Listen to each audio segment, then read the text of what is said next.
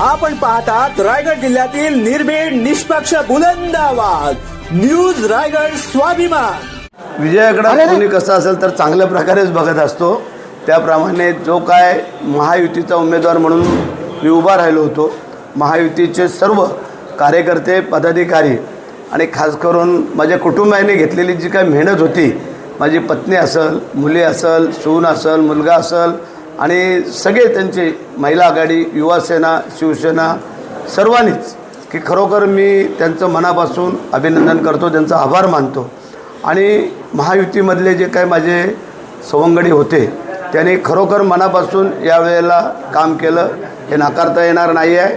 आणि मी येणाऱ्या सत्तेमध्ये मंत्री व्हावं असं त्या सगळ्यांनाच वाटतं आहे आणि तेही इच्छा पूर्ण होईल कार्यकर्त्यांची, पदाधिकाऱ्यांची मतदारसंघातील। आणि खास जे आता आमच्या विरोधक उमेदवार होत्या स्नेहलताई जगताप, तर तिने मला शुभेच्छा दिल्या आणि शुभेच्छा देताना सांगितलं की आता येताना मंत्रिपद घेऊन या। नवी मुंबई व रायगड जिल्ह्यातील ताज्या बातम्या आणि घडामोडी पाहण्यासाठी सबस्क्राईब करा न्यूज रायगड स्वाभिमान लाईव्ह चॅनेल आणि दाबा बेल आयकॉन।